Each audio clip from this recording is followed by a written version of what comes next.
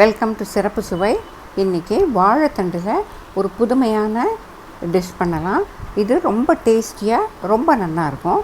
வாழைத்தண்டை எடுத்து பட்டையெல்லாம் உரிச்சிட்டு இந்த மாதிரி ரவுண்டாக கட் பண்ணி நாரெல்லாமும் எடுத்துட்டு அதை ஒரு பாத்திரத்தில் தண்ணி எடுத்து அதில் 2 ஸ்பூன் மோர் விட்டு ஒரு 5 நிமிஷம் அதில் வச்சுருக்கணும். இப்போ ஒரு தட்டு எடுத்து அதில் 3/4 ஸ்பூன் மிளகாப்பொடி, 1/2 ஸ்பூன் மஞ்சப்பொடி, 1 ஸ்பூன் கரம் மசாலா, 1 ஸ்பூன் தனியா பொடி, 3/4 ஸ்பூன் உப்பு, இது எல்லாத்தையும் எடுத்து நல்லா இந்த பொடியெல்லாம் ஒன்றா கலக்கிற அளவுக்கு நல்லா மிக்ஸ் பண்ணணும். இதை நல்லா மிக்ஸ் பண்ணிவிட்டு அதில் 1 டேபிள் ஸ்பூன் குக்கிங் ஆயில் விடணும். இப்போ இந்த ஆயிலை விட்டதுக்கப்புறமா இந்த பொடிகளும் ஆயிலும் நல்லா மிக்ஸ் ஆகணும். அந்த அளவுக்கு அதை ஒரு 2 நிமிஷம் நல்லா கலந்து விடணும். நல்லா மிக்ஸ் ஆனதுக்கப்புறம் எண்ணெயோடு இந்த பொடியெல்லாம் நல்லா கலந்ததுக்கப்புறமாக அதில் 1 டேபிள் ஸ்பூன் தயிர் விடணும். தயிர் விட்டு அதையும் மிக்ஸ் பண்ணணும். உங்களுக்கு புளிப்பு பிடிக்கும்னா ஒரு மூடி எலுமிச்சம்பழமும் இது மேலே புழிஞ்சிக்கலாம். இந்த தயிரோடைய புழிஞ்சு எல்லாத்தையும் நல்லா மிக்ஸ் பண்ணிவிட்டு 2 டேபிள் ஸ்பூன் தண்ணி விட்டு இந்த கன்சிஸ்டன்சிக்கு எண்ணெய் முதக்காத அளவுக்கு நல்லா கலந்து விடணும். ஒரு திக் பேஸ்ட் ஆகிடும். இந்த மாதிரி ஒரு பேஸ்ட் ஆகிடும். அது இந்த மாதிரி இருந்தால் தான் அந்த இருக்கும். அதை ஒரு 5 நிமிஷம் வைக்கணும். இப்போ ஒரு பாத்திரத்தில் தண்ணி வச்சு 2-3 ஸ்பூன் மோர் விட்டு 1/2 ஸ்பூன் உப்பு போட்டு வாழைத்தண்டை வேக வைக்கணும். வாழைத்தண்டு ரொம்ப சீக்கிரம் வெந்துடும். ஒரு 3-4 நிமிஷத்துலேயே கத்தி எடுத்து குத்தி பார்த்தா ரொம்ப சாஃப்டாக உள்ளே இறங்கும். அதை கையால் எடுத்து இப்படி லேசாக அமுக்கி பார்த்தாலும் அது சாஃப்டாக இருக்கும், வெந்திருக்கும். இந்த மாதிரி அது வெந்ததுன்னா போகிறோம், அதை வடிய விட்டுருணும். வடிய விட்டுட்டு இப்போ அதில் மேலே கொஞ்சம் அந்த நார் தானே வந்திருந்ததுனாக்க வெந்ததுக்கப்புறம் அதெல்லாமும் அப்படியே எடுத்து விட்டுறலாம். கையால் எடுத்து விடலாம். நான் வாங்கின வாழைத்தண்டில் அவ்வளோ நார் இருக்குல்ல, நீங்களும் அந்த மாதிரி வாழைத்தண்டு பார்த்து வாங்கிக்கலாம்.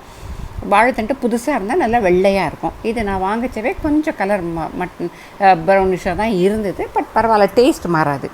இப்போது ஒரு பிளேட்டில் அதெல்லாம் அரேஞ்ச் பண்ணிவிட்டு மேல் பக்கம் அந்த மசாலாவை எடுத்து நல்லா தடவி ஒரு 10 நிமிஷம் வச்சோம்னாக்கா அது நல்லா மேரினேட் ஆகி எல்லாம் உள்ளே இறங்கும் அந்த டேஸ்ட்டும்.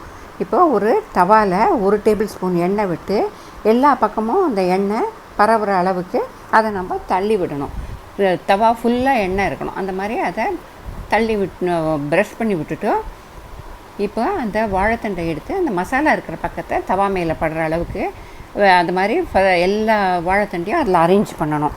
அரேஞ்ச் பண்ணிவிட்டு மேல் பக்கமும் அந்த பாக்கி இருக்கிற மசாலாவை எடுத்து மேல் பக்கமும் நல்லா எல்லாத்துலேயும் தடவி மீடியம்லேயே வச்சு அது ஒரு 5 நிமிஷம் அந்த மாதிரி ஒரு பக்கம் வேக விட்டுட்டு திருப்பி போட்டு மறுபக்கமும் 5 நிமிஷம் வேக வைக்கணும். அப்போ இந்த ஆயில் எல்லாமே அப்சார்ப் ஆகிடும். அதில் எண்ணெய் தவாவில் நிற்காது. வாழைத்தண்டு அதுலேயே நல்லா குக் ஆகிடும். அந்த மாதிரி குக் ஆகிச்சு ரொம்ப டேஸ்டியாக இருக்கும், புதுமையாக இருக்கும் இந்த டேஸ்ட்டு.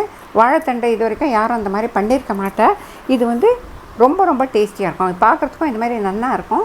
அதை சாப்பிட்றதுக்கும் அந்த டேஸ்ட்டு ரொம்ப நல்லாயிருக்கும். ஏன்னா அந்த மசாலாலாம் எண்ணெயில் நல்லா வதங்கி குக் ஆகிருக்கும் 2 பக்கமும். அதனால் எண்ணெயோ மசாலாவோ எதுவுமே வேஸ்ட் ஆகாது. இல்லை, எல்லாம் நல்லா வாழைத்தண்டுக்குள்ளே இறங்கியிருக்கும்.